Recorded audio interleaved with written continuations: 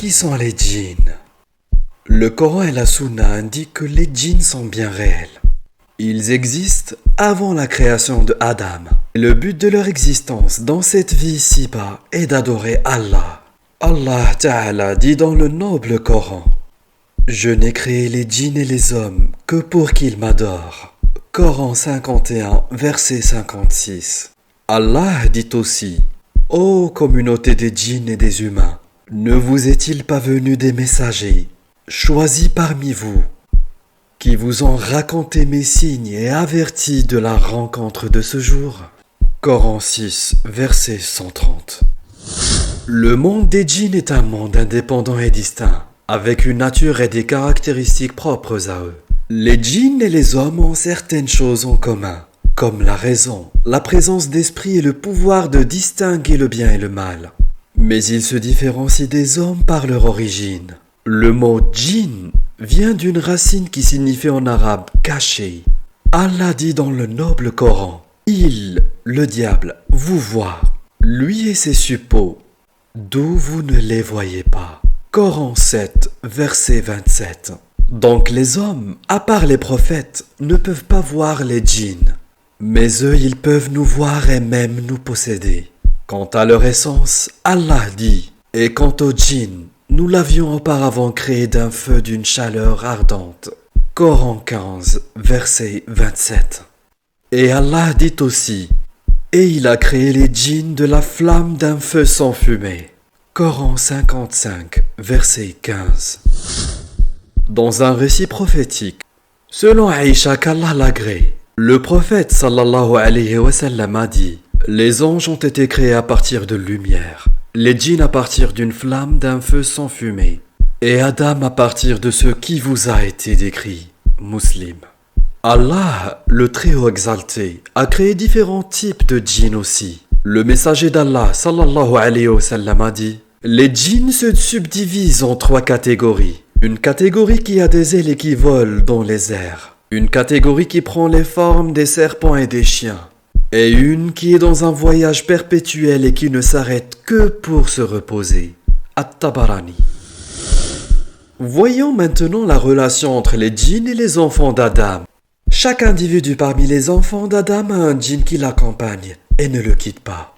Ibn Mas'ud a dit que le messager d'Allah, sallallahu alayhi wa sallam, a dit: Tout un chacun est accompagné de 2 alter-ego, un ange et un diable. On lui dit: Même toi, ô messager d'Allah? Il dit: Même moi. Mais Allah m'a aidé, il est devenu musulman. Ainsi il ne me commande que le bien. Rapporté par Muslim. Ce hadith prouve aussi que parmi les djinns, il y a aussi des musulmans. Mais quels sont les pouvoirs des djinns? Allah a donné des pouvoirs aux djinns qu'il n'a pas donnés aux humains. Il nous a informé de certains de leurs pouvoirs, tels que la capacité de se déplacer et de voyager rapidement. Pour illustrer ses propos, voici l'histoire du prophète Suleyman et d'un génie parmi les djinns. La scène se passe quand Suleyman demanda de lui apporter le trône de la reine. Allah dit: Un djinn redoutable dit: Je te l'apporterai avant que tu ne te lèves de ta place. Pour cela, je suis fort et digne de confiance. Quelqu'un qui avait une connaissance du livre dit: Je te l'apporterai avant que tu n'aies cligné de l'œil. Quand ensuite Salomon a vu le trône installé auprès de lui, il dit: Cela est de la grâce de mon Seigneur, pour m'éprouver si je suis reconnaissant ou si je suis ingrat. Quiconque est reconnaissant, c'est dans son propre intérêt qu'il le fait. Et quiconque est ingrat, alors mon Seigneur se suffit à lui et il est généreux. Coran 27, versets 39 à 40. Les djinns mangent et boivent comme les hommes. Selon Ibn Mas'ud, le prophète sallallahu alayhi wa sallam a dit: Un messager des djinns est venu me voir et je l'ai accompagné. Puis j'ai récité pour eux le Coran. Ensuite, il m'a dit: Suis-moi, et ils m'ont montré leurs traces et les traces de leur feu. Puis m'ont demandé de la nourriture. Je leur ai dit: Tout ce qui est os sur lequel a été mentionné le nom d'Allah vous appartient. Tout ce qui est crottin ou bouse est une nourriture pour vos animaux. Muslim.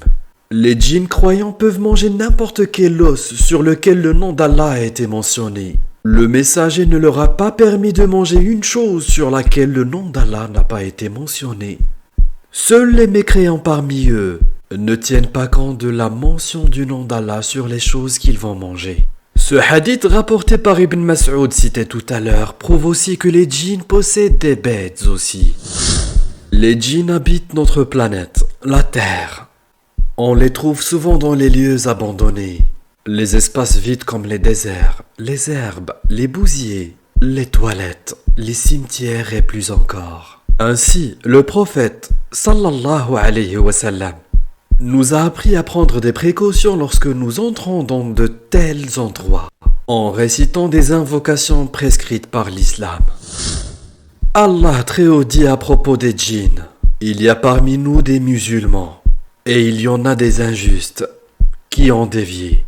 Et ceux qui se sont convertis à l'islam sont ceux qui ont cherché la droiture. Et quant aux injustes, ils formeront le combustible de l'enfer.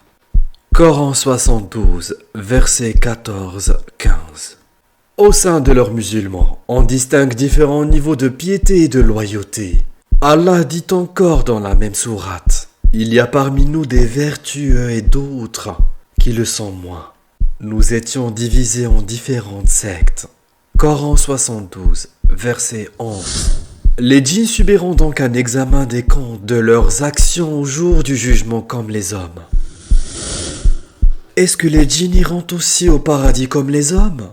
Les savants ont divergé sur le fait de savoir si les croyants parmi les djinns entreront au paradis ou si leur récompense se limitera seulement à ce qu'ils ne soient pas châtiés en enfer.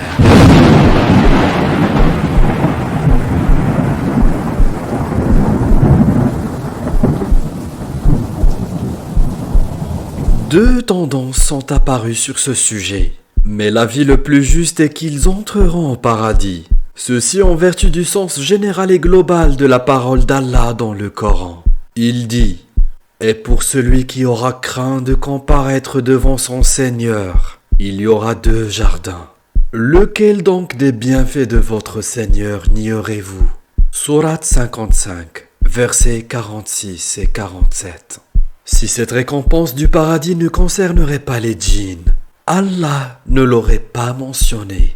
C'est tout pour cette vidéo sur les djinns. On verra prochainement comment est-ce que les djinns peuvent prendre possession des hommes et leur pouvoir occulte et comment se protéger d'eux. Qu'Allah nous protège tous.